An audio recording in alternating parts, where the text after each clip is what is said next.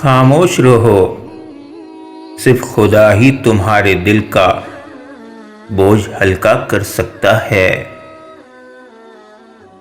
اگر ہر بیہودہ محض اپنی عقل کے ذریعے سے حقیقت پا لیتا تو اللہ تعالیٰ اتنے انبیاء علیہ السلام کو کاہے کو بھیجتا۔ عقل حقیقی وہی ہے جو اپنے خالق سے فیض یاب ہو۔ جو عقل عطا کے اثر سے پیدا ہو وہ عقل ہی نہیں ہے۔ تدبیر وہی کارگر ہوتی ہے جو تقدیر کے حسب حلال ہو۔ جو شخص نیک ہو اور ہوس سے آزاد ہو وہی اصل بادشاہ ہے۔ جو شخص تعلیم کو قبول نہیں کر سکتا وہ شخص یقیناً قابل گویائی نہیں ہو سکتا ہے۔ دوستی ہی کے ذریعے سے محبت و عداوت پیدا ہوتی ہے اور غذا ہی کے ذریعے صحت و مرض لاحق ہوتا ہے۔ گمراہی بھی علم سے پیدا ہوتی ہے اور ہدایت بھی، جیسے تری سے کروا پن اور میٹھا پن بھی۔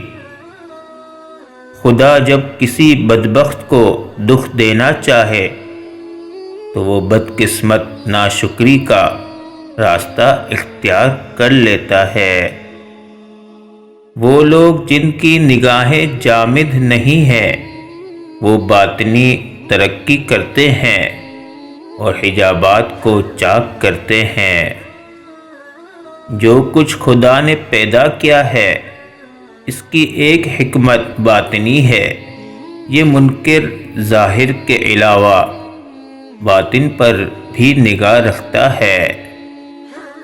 جس جگہ خدا چاہے عقل بادل کی طرح برستی ہے اور جہاں اس کا غصہ پاتی ہے بھاگ جاتی ہے۔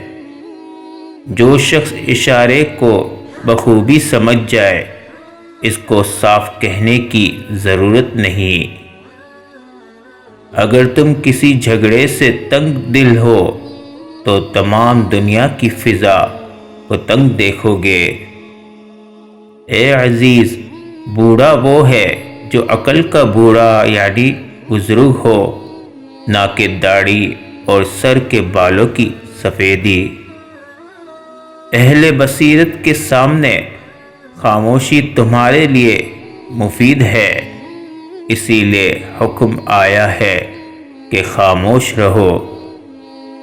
دنیا میں عام بے آرامی اس لیے ہے کہ روح کو آخرت کے متوقع آرام کا احساس ہوتا ہے۔